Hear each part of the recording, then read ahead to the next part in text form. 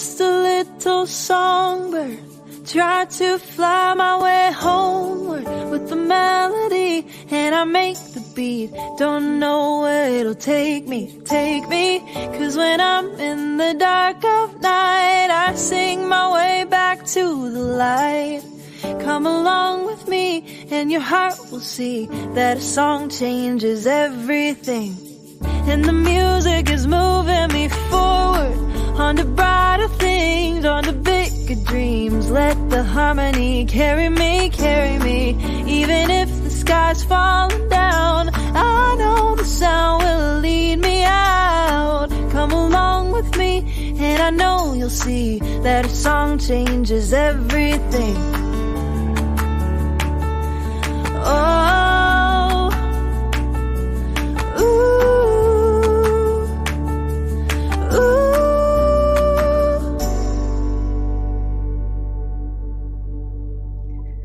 Good morning. Welcome to Arts for the Health of It. I'm just a little song. Oops. Yep, let's keep going. I'm Catherine Partisini. Yes, she is Catherine Partisini, and I am Andrea Vocab Sanderson, and welcome to Art for the Health of It. Or something. Yes. Something more melodic than that. Well, you're a vibrant woman. As are you. I wanted to share my birthday cake with you that I had last week. Oh yes, come on, bring it. I wish I really had a slice of it, but we'll take a picture for now. We have a picture somewhere. Let's see. It's colorful, Maybe. It's beautiful, it's decadent, it's rich. Maybe we don't. Okay, well, it was chocolate. There it is. Hey, look at that chocolate cake with those sprinkles. It was 2 layers and it was delicious, and we somehow still have some in the fridge. We probably need to get rid of that. Yes, or you could save it for next year. You could put it in the freezer and next year have an anniversary of this year. That's what my mom would do. She freezes everything. Repurpose it.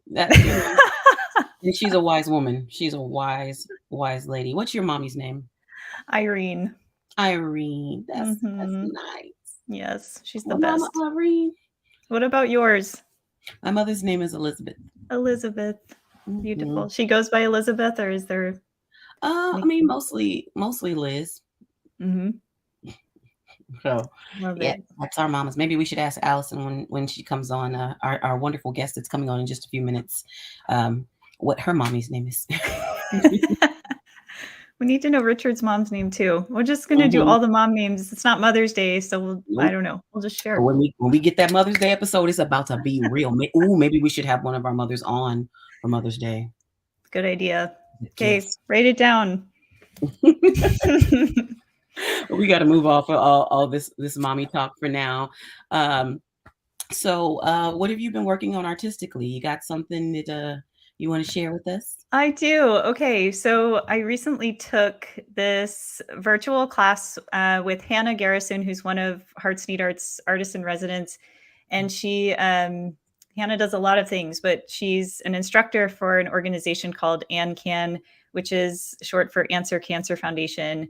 And they offer a lot of peer-to-peer support groups for people from all different health or life situations. And they have some focus groups for particular types of cancer.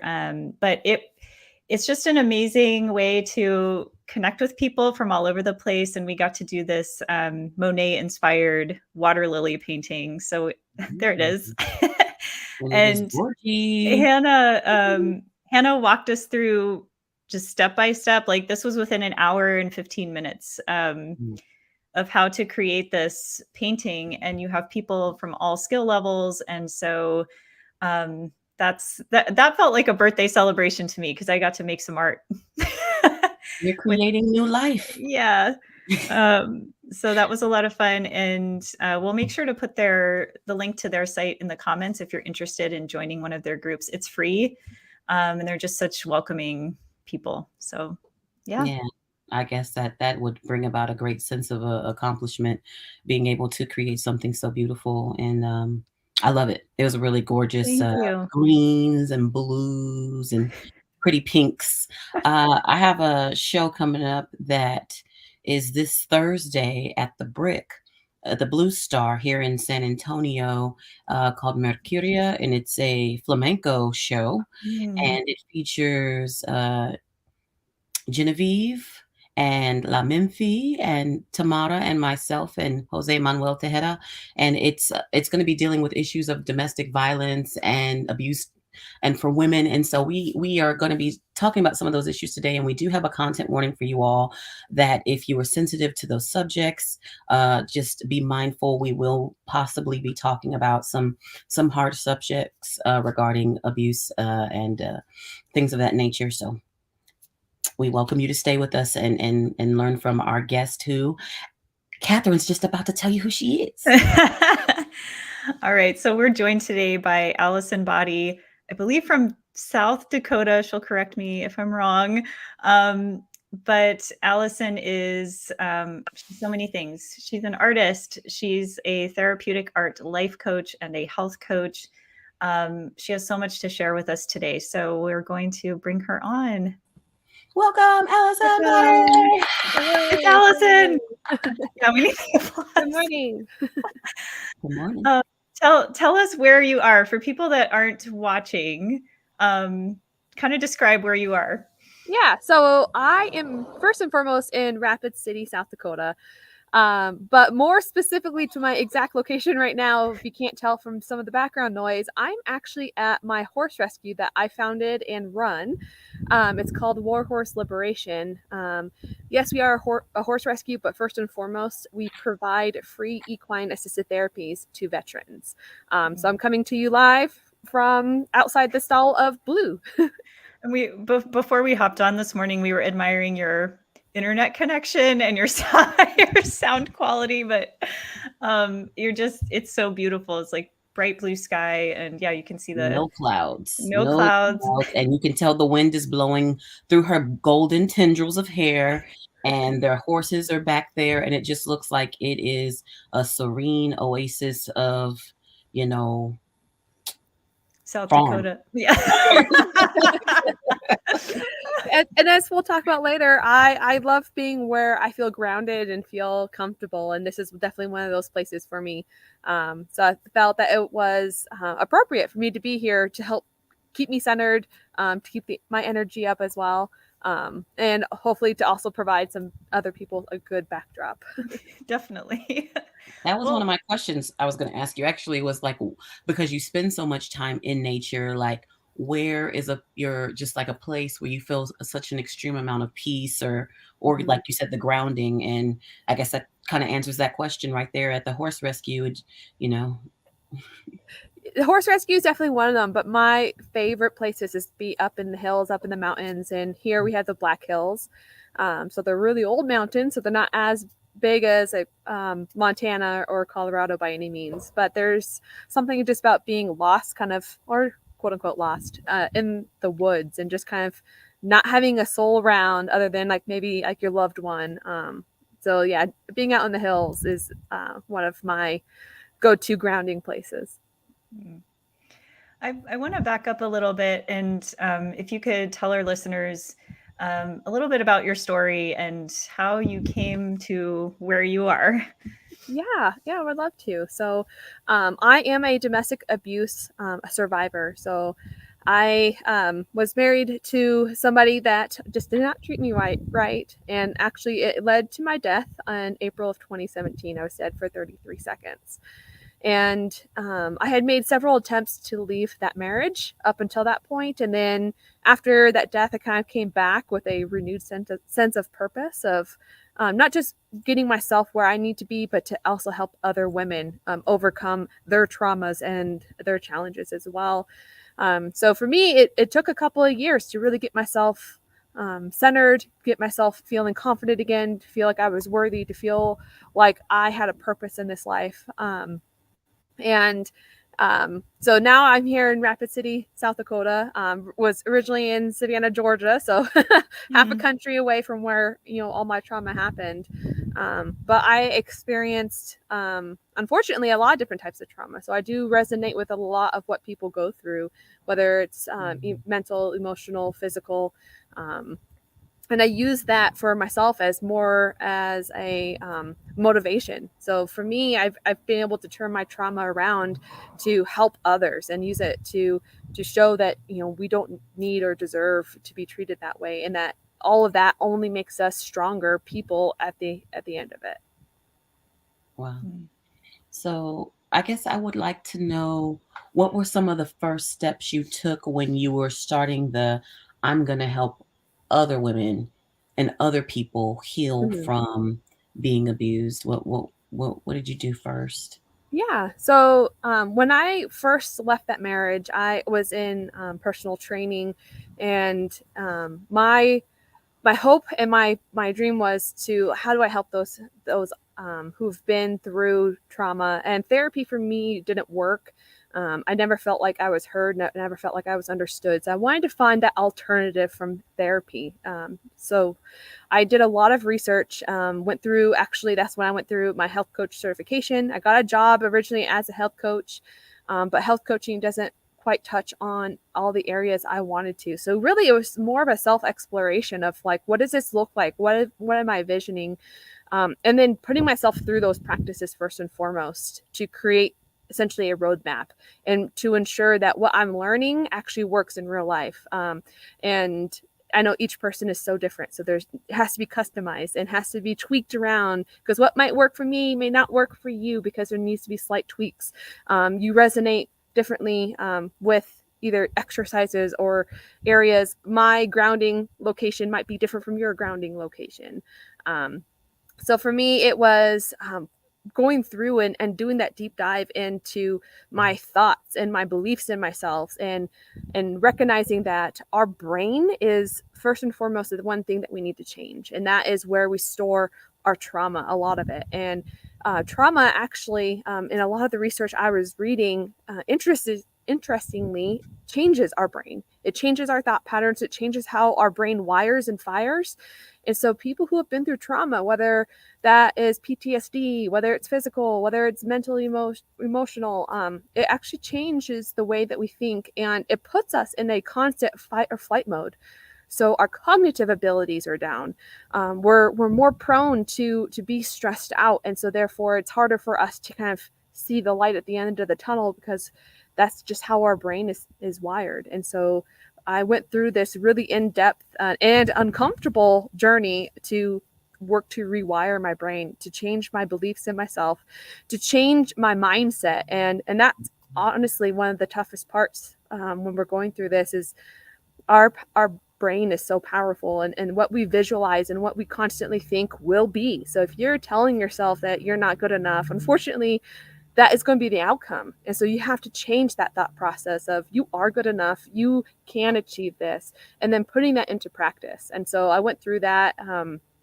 It was a tough journey, like I mentioned. And so once you are able to change your brain and your thought process and your beliefs in yourself, then it's easier to address some of those other key aspects and try to work to build up that confidence from there. Mind renewal. Do you feel like that's an ongoing process for you? And I imagine your clients as well, because it's I was diagnosed with PTSD a few years ago. I didn't really know what it was until someone kind of explained to me, like, this is what's going on. And but even once you know that, it's not like oh, that's what it is, I can fix it now. And so I'm curious, kind of, yeah, if it's this ongoing process for you and how you guide your clients through that.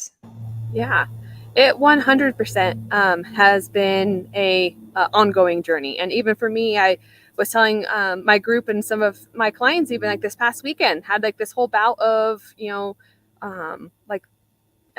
just not feeling like I was doing what I needed to, or not feeling like I was worth, that person. Like, who makes me, this expert? And I had to kind of go through and list out the positives and the things that I have accomplished of like, I have these certifications, I have this background story.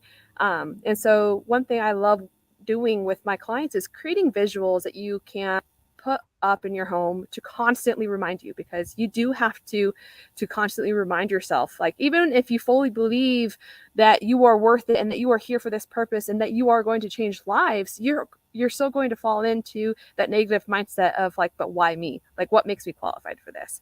And so Yeah. having those constant reminders and visualization, and I've mentioned to you before, but one of my favorite research projects I looked into was about visualization, and it talked about these athletes who did nothing more than in their training. All that they changed was visualizing their performance before their sporting activity, and they found that they increased their performance by 30%.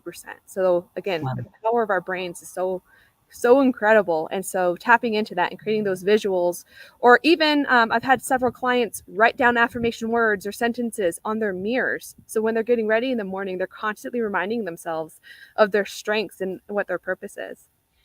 Wow. We do have to do those affirmations, because affirming is a testimony to yourself and a testimony to others.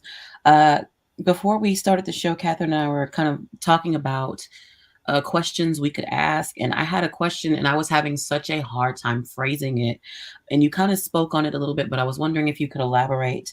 When you're in a situation, what advice would you give to people who, as they're trying to help other people work through their traumas, they find themselves being triggered again, watching other people? Like, what's the process? Is it a step back? Is it talk Mhm. to someone else? Like, how do you, because you're constantly dealing with other people in the muck of things, and you've healed, you've gone through what you need to go through, but it's reintroduced to you. Like, what's your advice to them if they're trying to help others?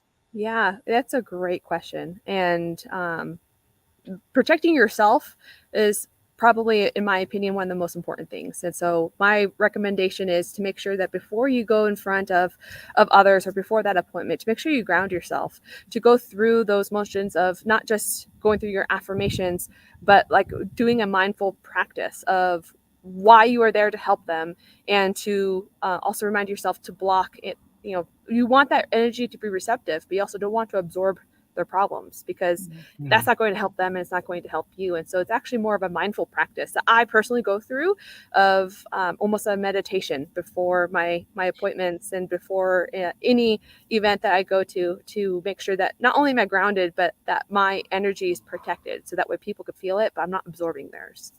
It's real, balancing that empathy versus putting yourself there to be as a conduit to let the healing flow through you. It's weird and hard space to do, but I commend you because you're doing great work. And now,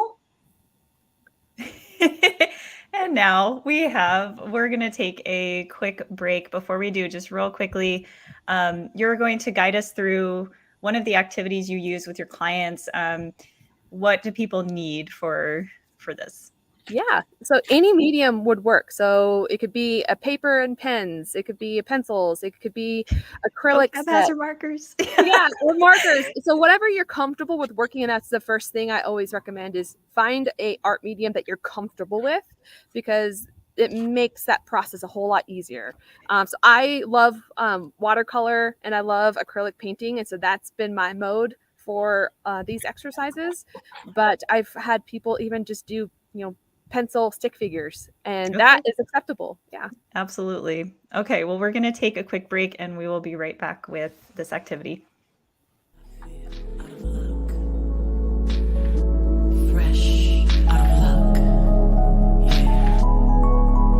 There's no genie in the lamp, no lamp to rub, no wishbones to break. But I can't give up, no, I can't give up. And I wish, and I wish, I wish, I wish.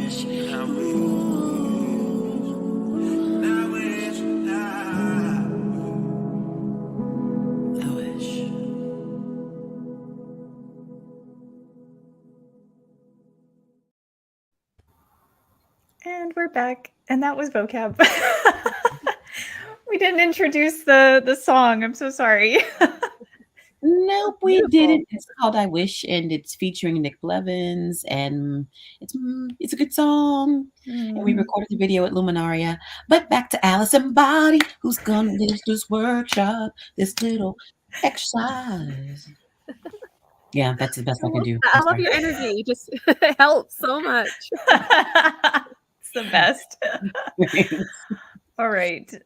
So I think we have the PDF. We'll make sure that people have access to. I don't know if we're showing it on screen, but go ahead and start to walk us through what this activity is.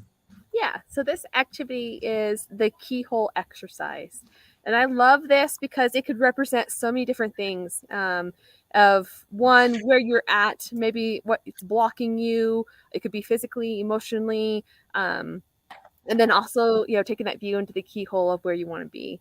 And so this exercise is a visual, and it's something that I've done for actually almost 100 people now. And it's one of my favorite exercises because it's such a great visual to have as a reminder for yourself of where you're going, and to keep your eyes on the prize and to keep your focus.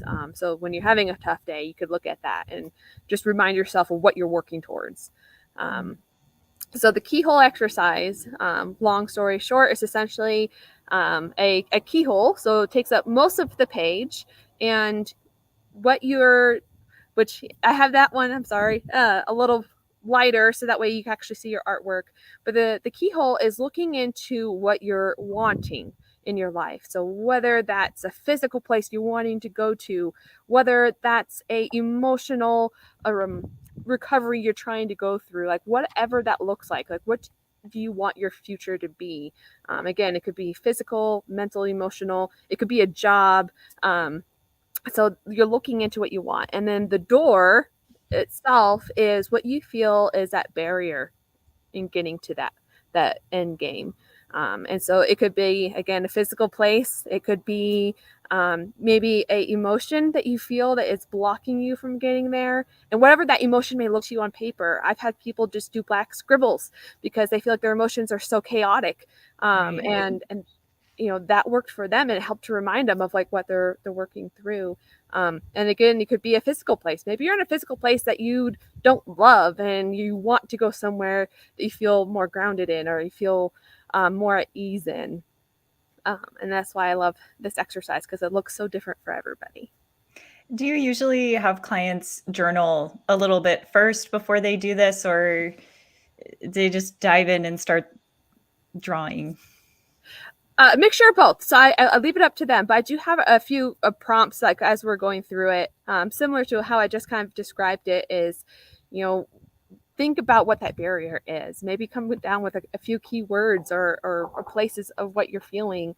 So that way they have an idea of what they're drawing, at least for the barrier. And then for inside of the keyhole, where are they wanting to be in a year or 2 years? What does that look like? What does that emotion look like? Is it a place, or is it a new job, a new situation? And a lot of times I've had people not even do a full picture. It's just things that they were, wanting for the future, which was like their own apartment and a better job. And so they actually represented that in a way for them that spoke to them. And so being able to, first and foremost, create the piece that works for you. There is no one right answer, and perfection is one word I want to throw out the door, because that does not belong here. It's all about what works for you and all about what speaks to you. So if they're participating inside the keyhole goals, the future goals, the wants, the desires, the best case scenario for what you're trying to attain. And then outside of that keyhole is the things that are blocking you and stopping you from attaining that, or just you feel like it's a barrier that you have to push past in order to get to that space. Yeah. And I actually brought an example with me today to kind of show you what my personal keyhole looked like about a year and a half, almost 2 years ago. So let me take a step back so you can see this. So this is my personal keyhole. Oh my gosh. When I painted this, I was actually living in Chicago with my partner, who was doing his master's. I am not a city person. And it was at the height of COVID. My car had gotten stolen, my bike was stolen, and it was just a very chaotic time. And so my only hope when I lived in Chicago was to get out of Chicago. So for me, my barrier was the brick jungle. Being in the city, I hated it. And so like when I see the brick, it just almost brings up like that feeling of like how much I did not enjoy being in the city. I'm definitely a rural girl. Like I live and belong in the mountains. That's who I am. And so that's why in my keyhole, I put the mountain where I feel at peace, where I go to be grounded. Like, where's my escape from the feelings I'm having, which is, anxiety and claustrophobia and a little bit of uncertainty. Like that was what these bricks represented to me, being in the city. And the mountain and the lakes and the trees is the place that I felt most grounded, most at peace. And that was what I was working towards. And Chicago was never a permanent location for us, but it was a reminder for me of like, this is where I'm going. I'm not going to stay here in the city. I'm not going to stay in this feeling of uncertainty. I am going to eventually get back out into the woods, into the mountains where my heart is calling for. And so that's just a one example of, what the keyhole may look like. And so, maybe, it's really just the location, and that location is causing these feelings and emotions. And that's what this was for me. I think what's interesting too about this activity is it reminds me a little bit of doing a vision board. But I think what's different about this is that vision boards are fun and great, but you're not always necessarily also visually depicting what you feel like is holding you back. It's very future focused. Like, I want this and this, I want to bring more peace, all these things, but it's kind of floating out in space. And like, it's important, I think, as you were saying, for our brain to acknowledge, like, this is what's in front of me right now, getting in the way of that. So I think that's part of what makes it really powerful. Yeah. And one thing I've noticed, and this is not true for all people, but when people are only focused on the future, they become dreamers and not doers.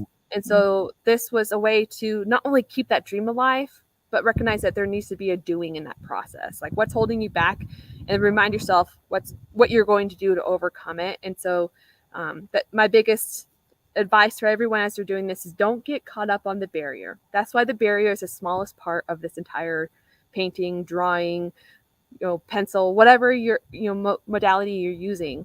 That's why that's the smallest. You want to stay focused on where you're going, but recognize that there are going to be barriers, but that you are strong enough to achieve it.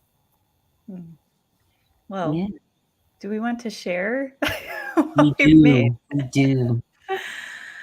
I think maybe Richard has a picture of mine. So I did this ahead of time so that we'd have time to share.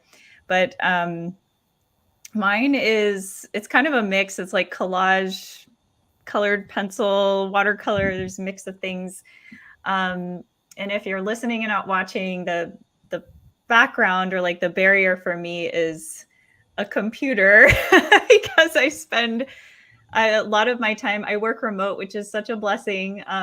But there are times where that becomes a barrier to me having time to be outside, which is where I feel the most refreshed and connected to God. And so I collaged my keyhole on top of that computer. And it's kind of like a view of the water. We live in Biloxi, and so we're very close to the beach. So it was really interesting because I don't feel totally like I get to do amazing things in the work that I do, but it's also maybe not enough balance of the other piece of getting time to just be outside. Yeah. It's beautiful. It really is beautiful. All right. I guess I got to share. It's your turn.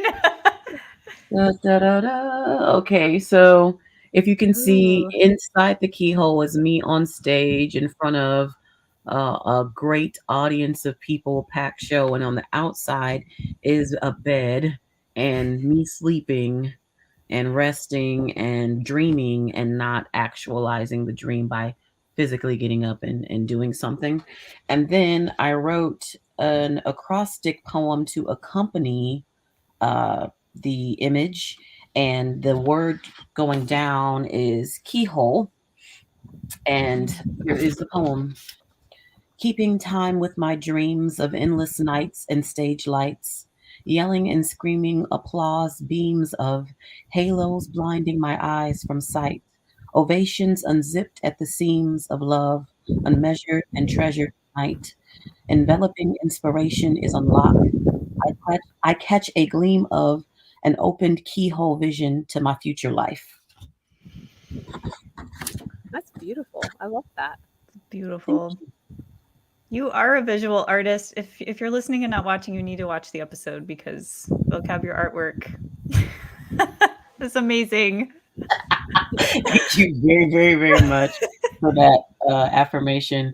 It's cool, like trying to create. I guess because I used to watch like Project Runway, and they would talk to them about creating your own personal textile, and so like creating a pattern of some sort. I think for people who are not, they don't think that they're drawers, they don't think that they're painters.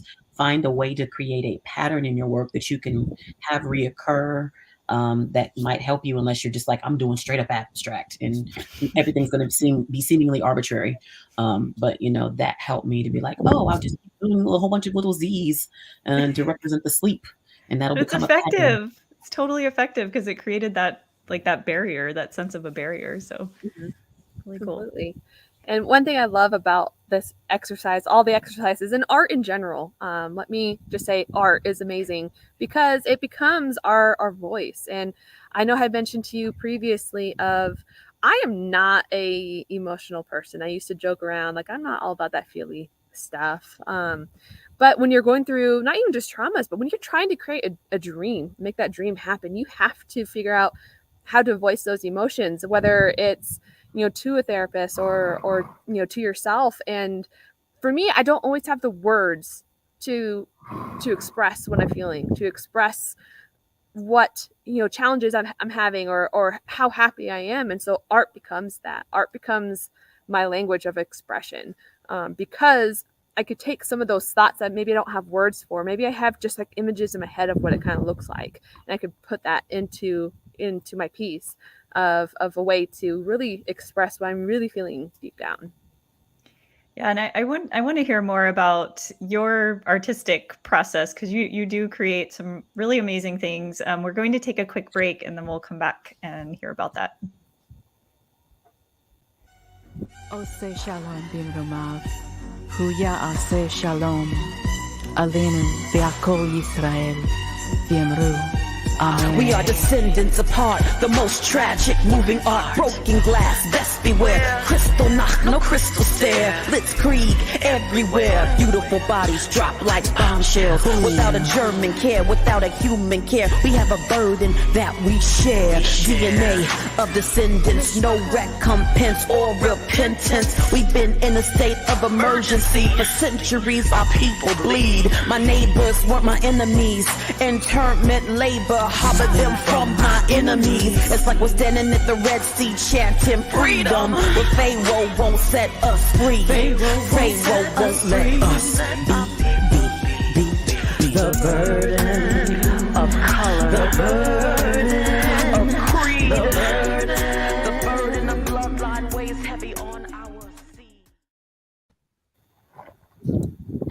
Heavy content. We didn't even say anything. We just went into this really heavy piece, and I was like, that one is hard. That one's hardcore. It's a song that draws the parallels between the Jewish Holocaust and enslavement of Black people in America, and how we can overcome some of those things. And that song's called "The Burden." Yeah. Featuring Tamara Adira, which we didn't get to her part, but if you're watching, you can see her dancing in that. But back to Allison Body and the question that was posed before we went to that break, which is your process, your artistic process, and what comes from it. Yeah, that's a really, really good question. And I have found that it's changed over time. So in my younger years, my parents actually paid for art docents. I actually went through like specialized art classes, and expressing art was so easy and effortless, and it was easy for me to express a lot of those feelings. And after all the traumas I've experienced in my life, I shut myself down from art because it made me feel a lot of those emotions that I was keeping locked up in a box, because it was easier when I first left to pretend like it never happened, to pretend like I was okay and just kind of move on. And so getting back into art, and even still now that that I've recovered and I'm helping others and it's become a big part of my life again, is I go in with a purpose of what am I wanting to create, or sometimes it could be just if I'm feeling a lot of emotions I need to get out, like because I don't know how to voice it. But a prime example, kind of just regularly when I'm out there creating pieces just for myself, is I first think about, okay, what am I feeling now? Like what emotions are in there that could potentially help somebody else, because every piece that I create comes back to our emotions, and I want to be a therapeutic art piece for somebody else where they look at that and like, I resonate with that because of the feeling that I had to overcome. And one of my favorite pieces is Phoenix Rising, which was a acrylic art pour. And so before I started that is, again, what emotions am I feeling? What am I trying to represent in this piece? And then I assigned colors to those emotions and utilized them within my art piece, and was able to create something that to me spoke of Phoenix Rising, from the ashes. So my world had fallen apart. The background is black. I felt like my life was nothing but ashes, but that I'm rising from that. And sometimes from the ashes is the most beautiful things. How many forests have we seen that after complete obliteration, it comes back even stronger because of the ashes? Ashes are actually nutrients. It's nitrogen, and we need that to live. And so that's one thing that I love doing, is just recognizing where I'm at, even if I'm angry. Sometimes those angry pieces, have a purpose, but being able to put that purpose into the piece. And then once I create it, reflecting with where I'm at now. And I know I joked around before, I'm not very much a feely person. I'm not all about emotions, but when it comes to the art, it's such a great way to really express all those things that you don't want to tell other people, all those things you don't want other people to know, but then it just comes out into this piece, and they may not recognize what that means to you. They may see themselves in that, and that's what I love about it. But yeah, so my process is recognizing just where I'm at and creating a piece for where I'm in that moment. It reminds me so much of so our founder Stanzi, who founded Hearts Need Art. She shares this story about when she was going through cancer treatment.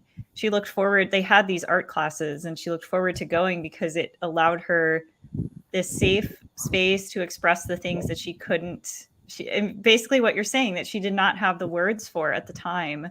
And so it's just it's amazing how that shows up a lot with just humans in general, if we allow it to.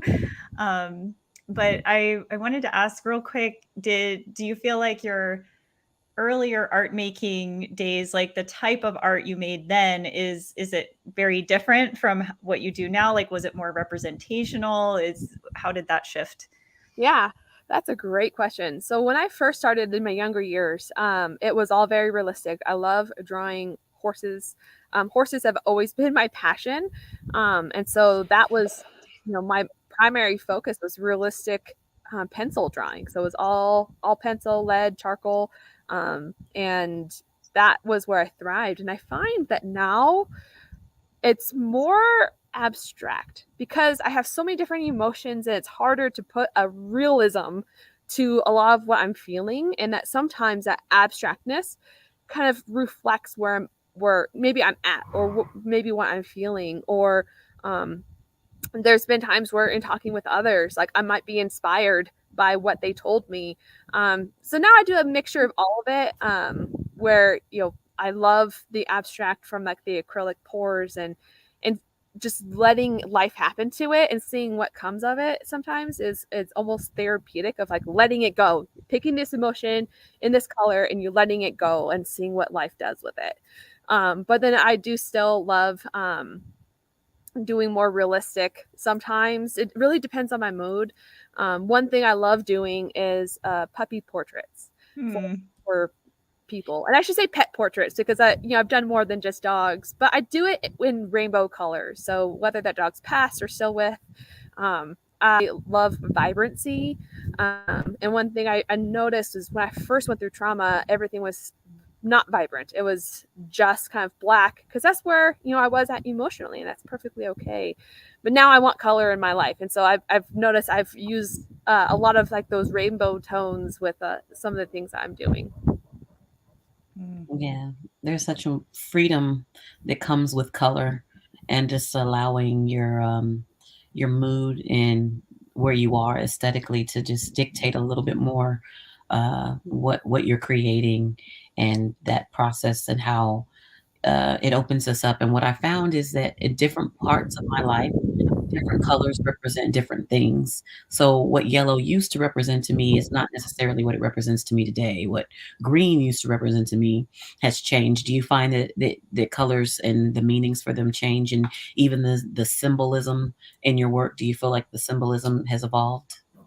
100%. And so you had mentioned my workbook at the very beginning, and that's one thing I actually go through an exercise with all of my clients is to have them define what each color means to them, to have them go through and the symbolism. So what does a tree mean for you? So if you put a tree into your piece, what does that represent?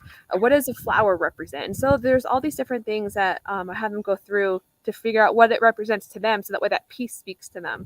And then at the end, we kind of reconvene and go back and see if those definitions still hold true, and found that a lot of it has evolved, and I don't want to say improved, but just has evolved as they go through and they work on their emotions and they let go of some of that hurt and fear, that a lot of that meaning does change for them.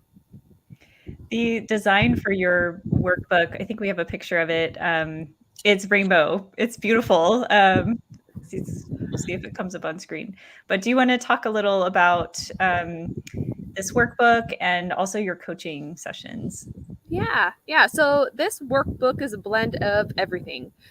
So this was my way of creating something that can be in self-help for others.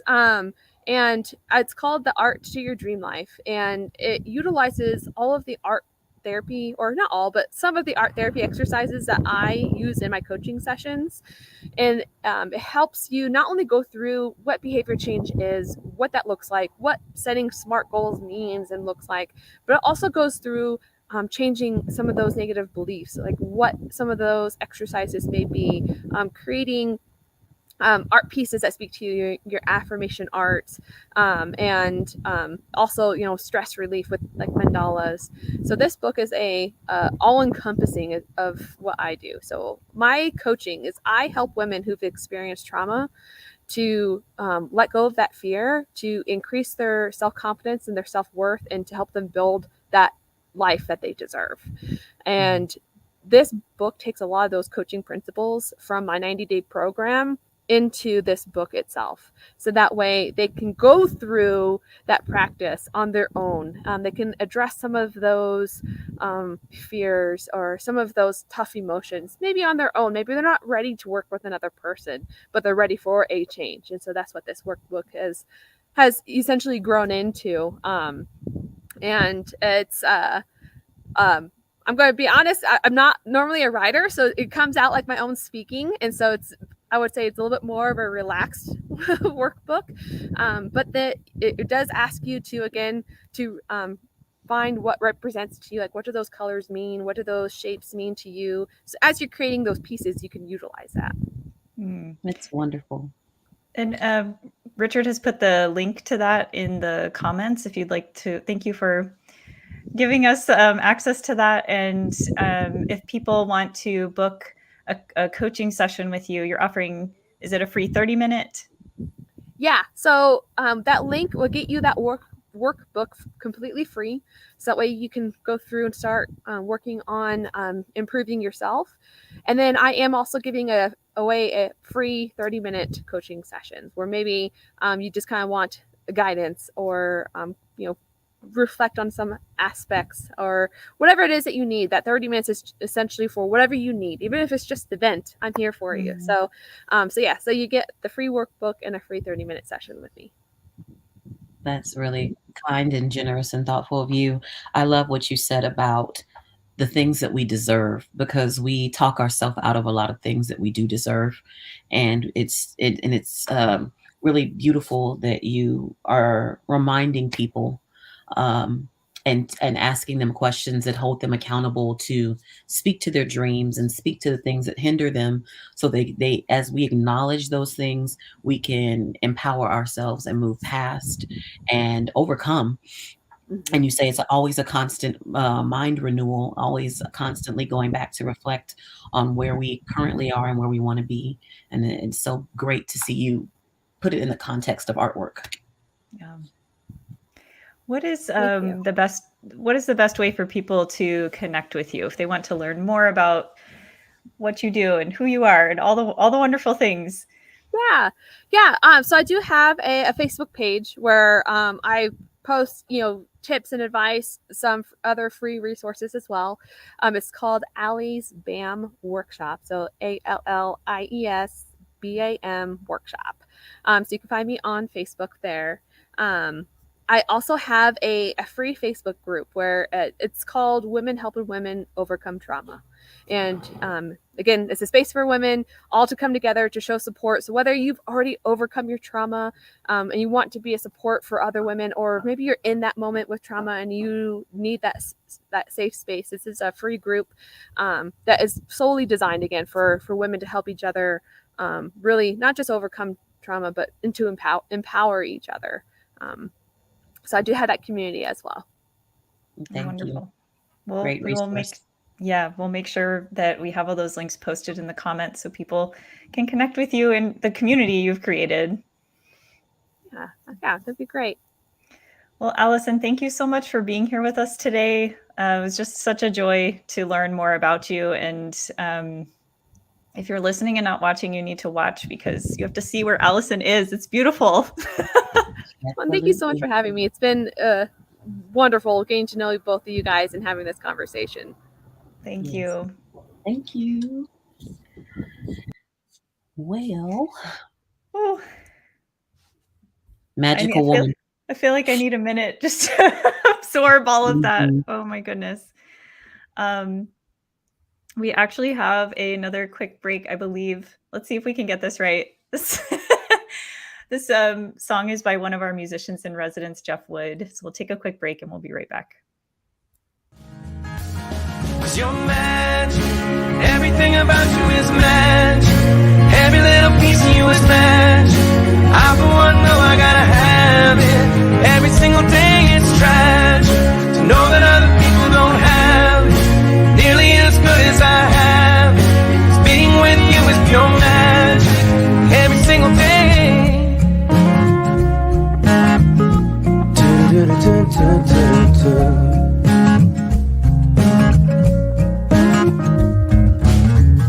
Keeping up with you never ends.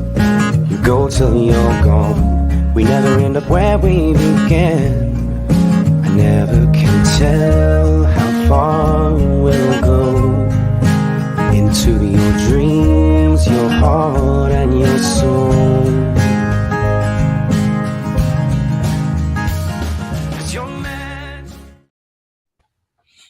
That's awesome. I called her Magic, and then I had no idea that was going to be the name of the song that came on, but Allison was really a magical person, and it's great that she's helping people to create some magic in their heart and in their life. And I think I really needed that Keyhole exercise today. And I hopefully you all created something that you feel really good and confident about. And if you didn't finish it, you've got all day. You can finish it.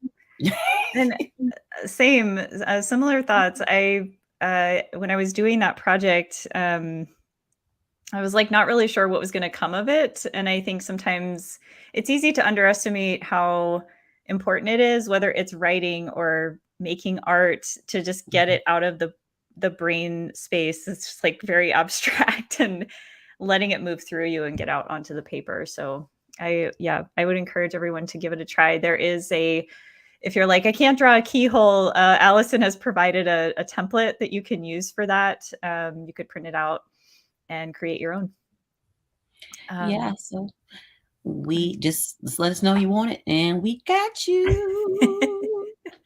Well, we had some awesome comments that have happened recently, and I think we're going to look at some of those and acknowledge some people who have been viewing. And thank you so much for your viewing and your listening support as we do this wonderful show. Yeah, so we have this was from your episode, Vocab, your book giveaway. You gave away one of your poetry books, and we have a picture that the lucky winner won. It says, "Thank you so much. Vocab's written word is so illuminating and inspiring. This book of poems and songs has really enacted a perspective shift in how I approach my day-to-day and my relationships with the people around me. Thank you for sharing your gifts with all of us, Vocab." And that's from Katie. She was so excited. You, and she had a great smile on the picture and just vibrant. I downloaded that picture. I'm going to look back at it, and I needed it this morning. I think I got 2 to 3 hours of sleep total. I could not sleep last night. Oh, goodness. And so, yeah, it was a rough night. And then it started raining like first thing this morning. It was like raining pretty loud. And so once I started listening to the rain, I was like, there's no way I'm going back to sleep now, listening to that. And normally soundscapes of rain put me to sleep, but this morning it was having not the opposite effect. That makes your keyhole barrier like even more true with all, with all the Z's all over it. Yeah. But you have an event coming up tomorrow. Would you like to share? I do. So you call him the Dr. Cornell West will be at McAllister Auditorium at San Antonio College for the Alamo College District for the Day of Racial Healing. It is a day of solidarity, racial healing, and narrative change. And he will be being spoken to and with by Dr. Eric Castillo. And before that, myself and Tanisha Payne, who is an amazing dancer, we will be presenting like a multidisciplinary piece leading into that about recovering self and knowing who we are and speaking some affirmations to people after we deal with some tough issues in the first piece. And I'm so excited about that. And it can be streamed because they don't have seats open. There is a link on my Facebook page for that, or you can go to San Antonio College or Alamo College's Facebook page and you can register to stream the talk. And I'm sure it'll be on their YouTube channel within a couple of weeks as well. And so the conversation starts around noon and the event ends at 2:00. So that's Central Standard Time for those who are wondering where we are. I'm in San Antonio. Wonderful. Thank you for sharing that with us. Thank you. What are you looking forward to the most for that event? I'm going to be freaking out, but just, okay. That's fair. Just anything from Dr. West, his perspective is brilliant. He's spoken all over the world on these very topics, and he has such an amazing insight. And, we just need this encouragement to continue the work that we do. We're all called to do something else. We all, so many things, and we have multiple purposes, but I know one of my purposes is about being a bridge and helping to unify different people groups and people from different walks of life. And so just getting some affirming information from him and encouragement to continue that work is really something that I'm looking forward to. Awesome. Okay, what do we have coming up next week on Arts for the Health of It? Do we know? Next week is our recap. Yeah, it'll be our Hearts Need Art highlight. I believe we'll get to meet we have 2 new board members that we want to introduce you to. We'll hear from our CEO, Richard Wilmore. The aerodynamic hair that he has. Yeah, we need He's bringing that hair right here. And you're going to get to see it. You're going to get to hear his beautiful voice as he tells you about all the growing things. We're going to talk about growth. And which is, I think that's always an ongoing thing with the show. Is just like, how do we grow as people? But we're going to spend some specific time, targeted, focused, talking about growth. Yes. And I think we'll have some writing and art to go with next week's episode. So make sure you have, even if it's just a notebook and a pencil handy, that's really all you need. If you want to add colors, bring markers, crayons, things like that. But yeah, bring some supplies with you so you can participate. Let's see, what else we got going on? You'll also hear from some of our Hearts Need Art artists and some of the experiences they've been having with patients in the healthcare communities that we serve.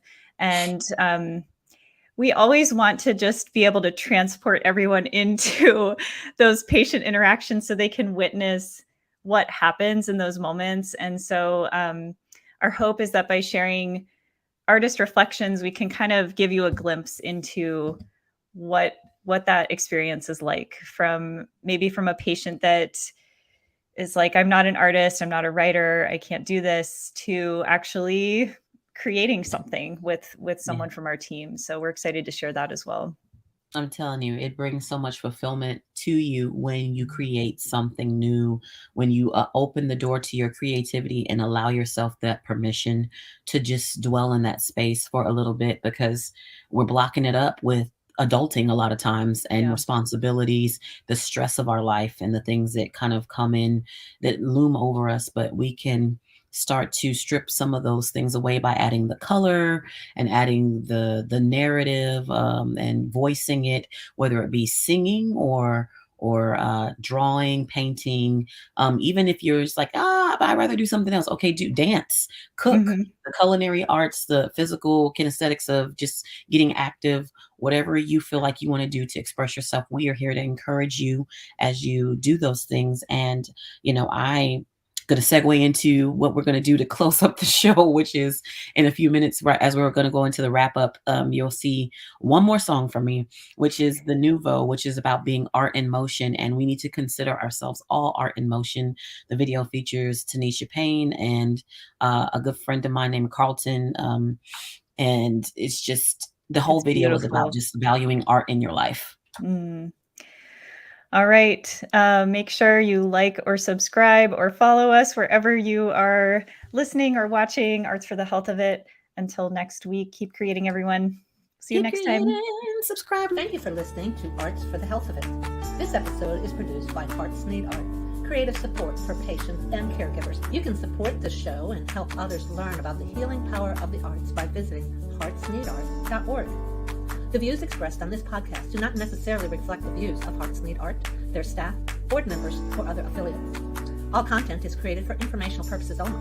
This podcast is not intended to be a substitute for professional medical advice or to diagnose and treat any health condition. Always seek the advice of your physician or other qualified health professional with any questions you may have regarding a medical condition. Never disregard professional medical advice or delay in seeking because of something you've heard on this podcast.